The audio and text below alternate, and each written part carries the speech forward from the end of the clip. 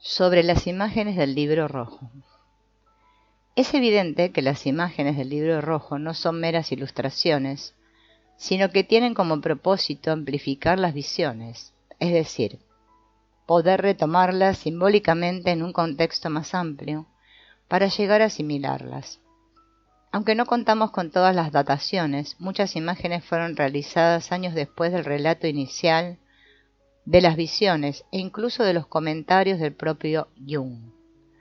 Esto significa que, salvo para el caso del Liber Primus, la lista de imágenes no guarda un orden secuencial y además sugiere una aproximación no lineal o discursiva a la obra.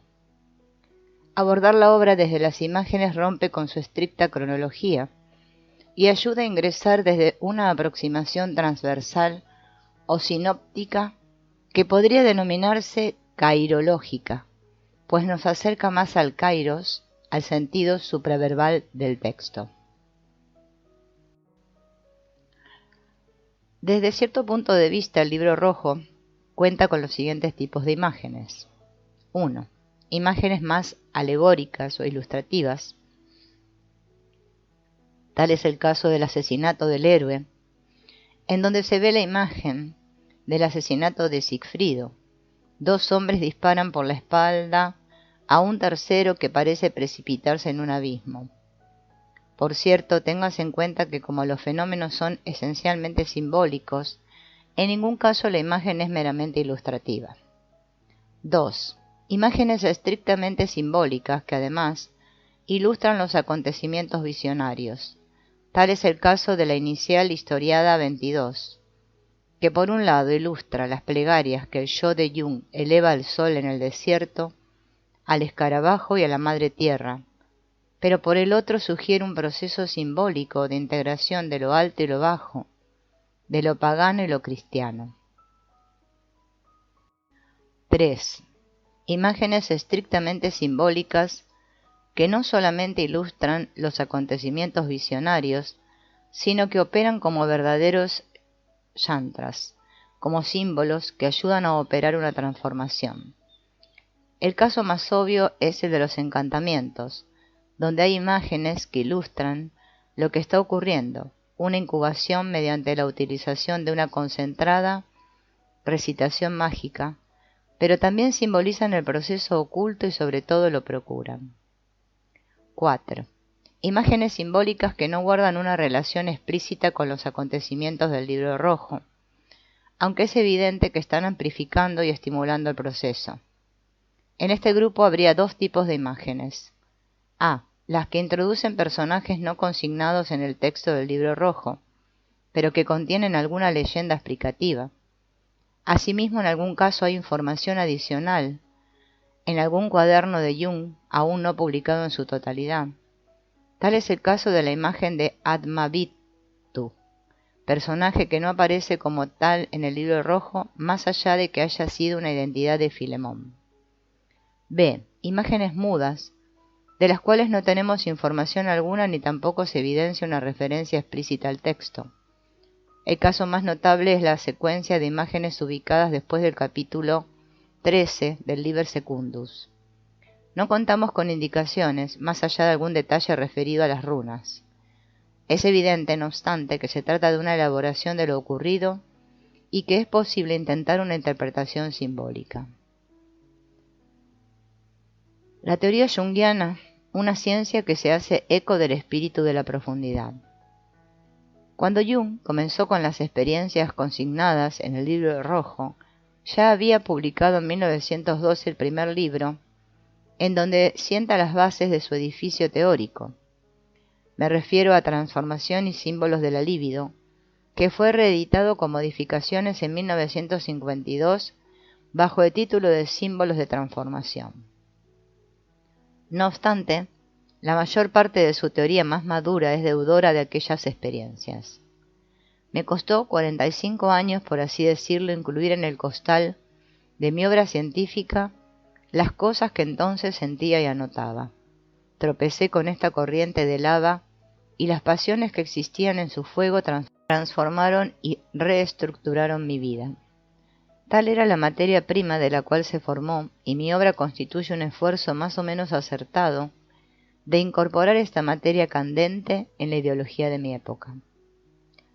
Jung comprendió que las intuiciones conquistadas allí no están destinadas solo para él, sino que son una respuesta al Zeitgeist, al espíritu de este tiempo constelado sobre el polo de la justificación, la utilidad y el valor, como se señala en su comienzo. Retrospectivamente, varios años más tarde, diría: cuando hoy vuelvo la vista atrás y medito sobre el sentido de lo que me sucedió en la época de mi trabajo sobre las fantasías, me parece como si hubiese presentado ante mí una embajada con plenos poderes.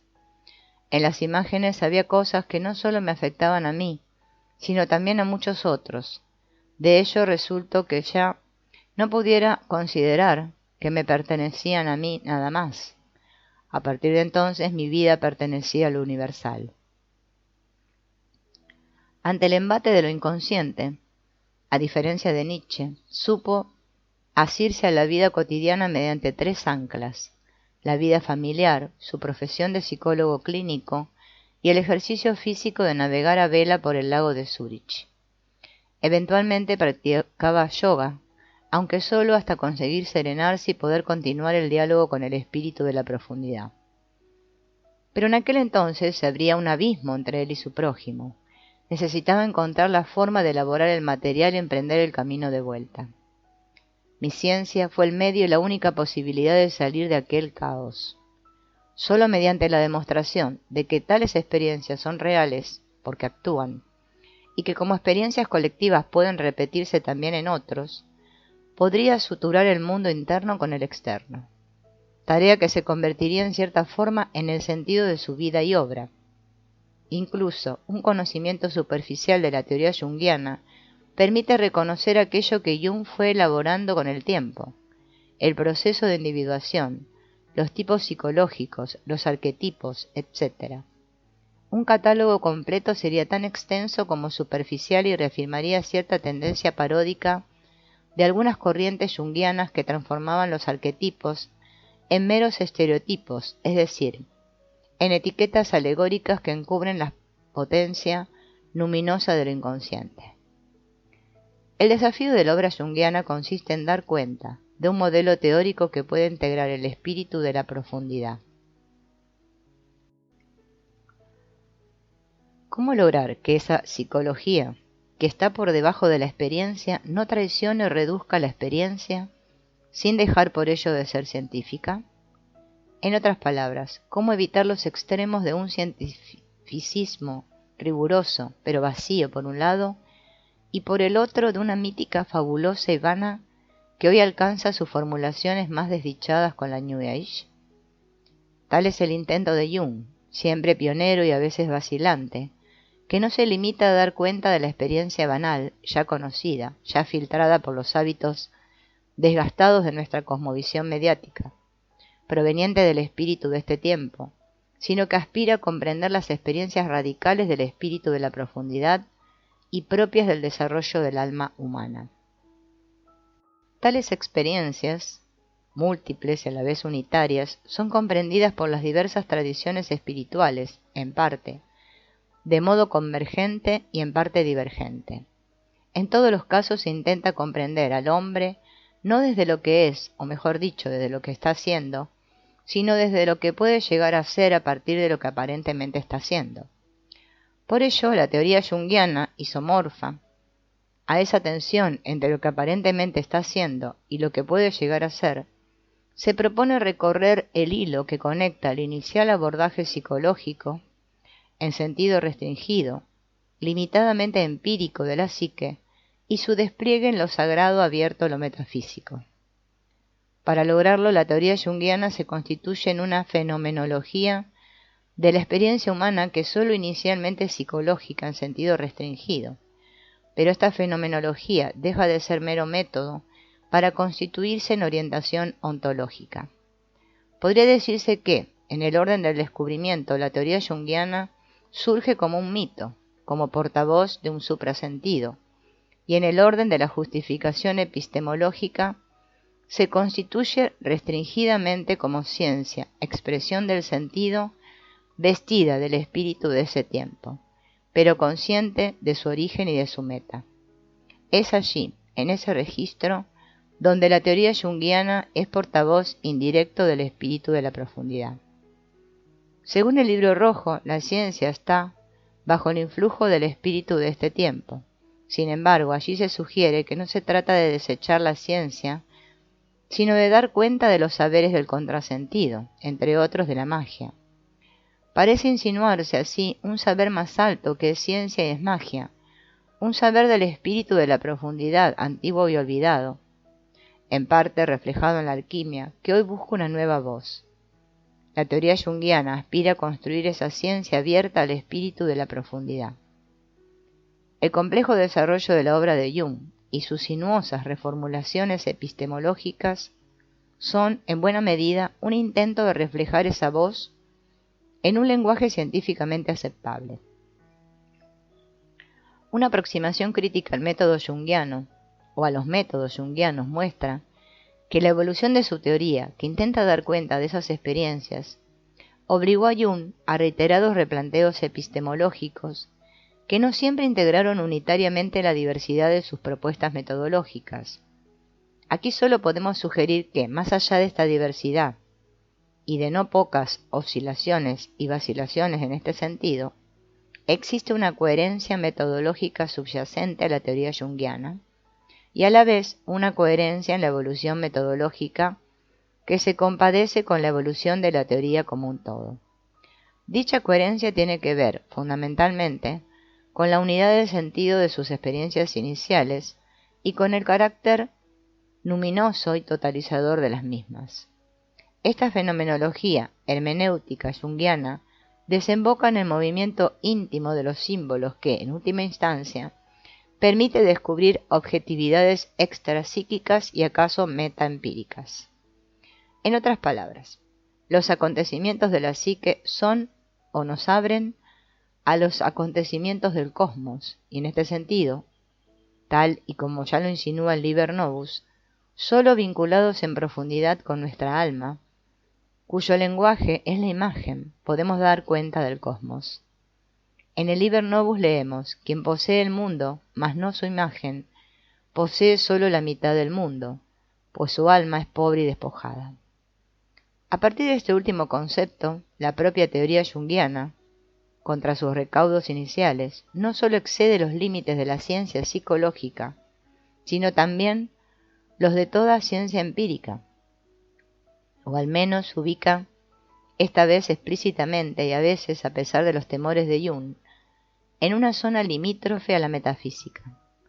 La psicología se torna cosmología, retornando así a su antiguo sentido original. La propia hermenéutica contemporánea se verá insuficiente en este estadio.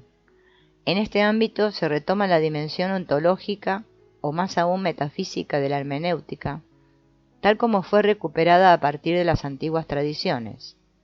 La imaginación creadora devela en su cualidad sintética, merced a un finalismo auténticamente teleológico, el mundo verdaderamente humano que trasciende la distinción interior-exterior.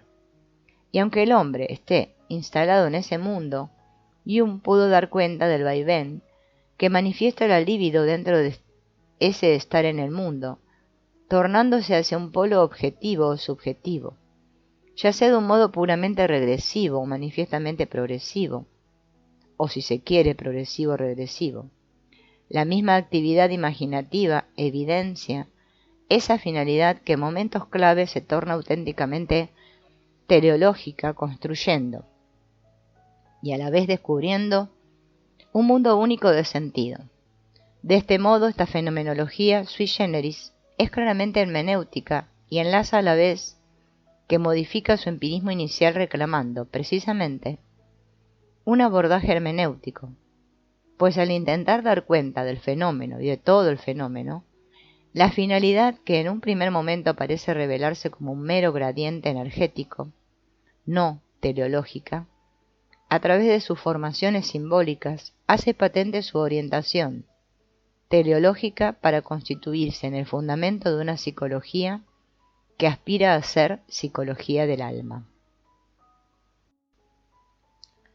La teoría junguiana, como toda teoría empírica, corre con la ventaja de contar con consecuencias observacionales, a saber, no sólo con las formaciones simbólicas que acompañan y otorgan significación a las transformaciones propias de la enfermedad y la curación, sino también con la aplicación de técnicas que procuran determinadas transformaciones, particularmente la integración consciente. Pero hay más. El proceso de individuación en sus etapas cumbres y críticas no sólo se caracteriza por el descubrimiento de un sentido subjetivo, en buena medida, sino por un sentido que se realiza en la vida misma y que involucra al hombre, al cosmos y a la trascendencia. Los fenómenos sincronísticos revelan una relación de sentido entre sujeto y objeto que en última instancia permite avanzar a la hipótesis de un mundus o mundus archetypus. Así, la psicología retorna con base empírica a su fuente y se articula en un modelo cosmológico generoso, abierto a la metafísica. Este recorrido demasiado somero debe ser retomado mediante un lento adentramiento a los movimientos conceptuales de la teoría junguiana, a la luz del trayecto simbólico del Liber Novus, para apropiarlos de manera tal que desde la intimidad se impongan las objetividades que a nuestro entender reclama, como señaló Jung.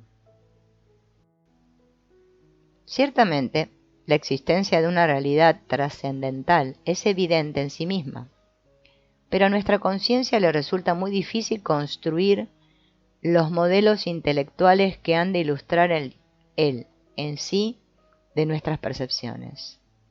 Finalmente, no puedo dejar de señalar algunas de las ideas centrales que confirmaron mi modo de comprender la cosmovisión junguiana y que a mi modo de ver constituyen parte de su magma más profundo, aún inexplotado en todas sus consecuencias.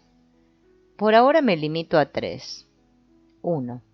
El opus junguiano excede el marco de una psicología empírica científica y es una fenomenología de la experiencia humana.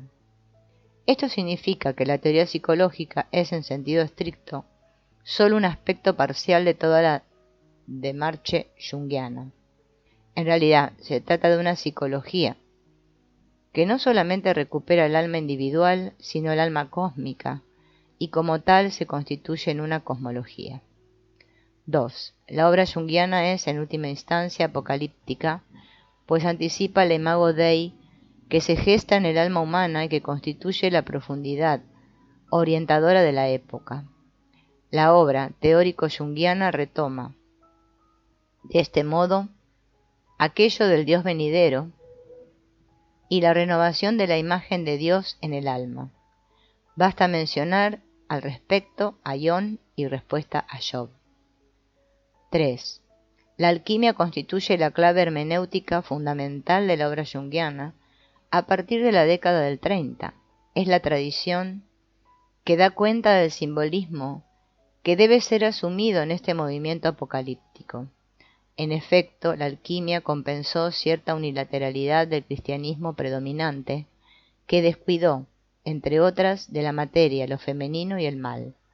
No obstante, la comprensión de esta tradición, en relación con el destino espiritual de Occidente y en definitiva del planeta, aún no se ha agotado.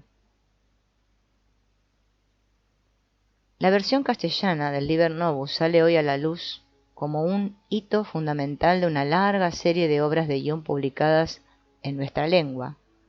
Los primeros textos traducidos al español fueron artículos publicados a partir de 1925 en la Revista de Occidente en Madrid. Es significativo que la primera traducción al castellano de un libro de Jung probablemente haya sido realizada para la editorial Sur de Buenos Aires por el chileno español Ramón de la Serna y Espina, que no debe ser confundido con Ramón Gómez de la Serna, por indicación de la escritora argentina Victoria Ocampo, Jung escribió en 1934 un preámbulo a esta traducción, pero el libro salió a la luz recién en 1936. Por ello, en sentido estricto, la primera edición de un libro de Jung fue La psique y sus problemas actuales, Madrid y Buenos Aires, Poblet, 1935. A partir de la Guerra Civil y hasta la década del 60, diversas editoriales argentinas, mexicanas y venezolanas llevaron a cabo traducciones no siempre adecuadas de varias obras de Jung. A partir de la publicación de la obra completa en inglés y en alemán, iniciadas respectivamente en 1953 y en 1958, se fijaron las versiones originales definitivas de los respectivos trabajos, pero las sucesivas publicaciones españolas de Jung no siempre se remitieron a estas. No obstante, aún no contamos con una edición crítica de la obra completa en alemán, y por otra parte hay todavía numerosos trabajos inéditos. Celebramos que la Philemon Foundation se haya propuesto la improba tarea de subsanar esta falencia al comenzar con la edición del Liber Novus. Pero el atraso de la literatura junguiana en español hubiera sido mayor si no fuera porque a fines de la década del 90, cuando solo se había publicado de modo disgregado menos de un tercio de la obra completa en español, la editorial Trota de Madrid encaró la edición de la obra completa bajo el cuidado de la Fundación Carl Gustav Jung de España, creada con ese propósito en 1993. Es mérito personal de Enrique Galán Santamaría que esas nuevas ediciones permitieran asentar un vocabulario junguiano en nuestra lengua, que se publicaran todas las ilustraciones y que se tradujeran los originales en otras lenguas modernas y clásicas. Es de desear que esta encomiable empresa, aún inacabada, y en la que pudimos participar en su oportunidad, pueda continuarse con el rigor que intentó imprimirle su mentor. Asimismo, será de gran provecho para los estudios junguianos que los investigadores de su obra tengan en cuenta el vocabulario técnico que surge de las buenas ediciones en nuestra lengua, pues no pocas imprecisiones se han producido, particularmente por la utilización de anglicismos. Y esto cobra hoy mayor vigencia, dado que el Liber Novus pone en perspectiva la demarche junguiana, pues reclama una nueva revisión de toda la obra de Jung y de sus fuentes.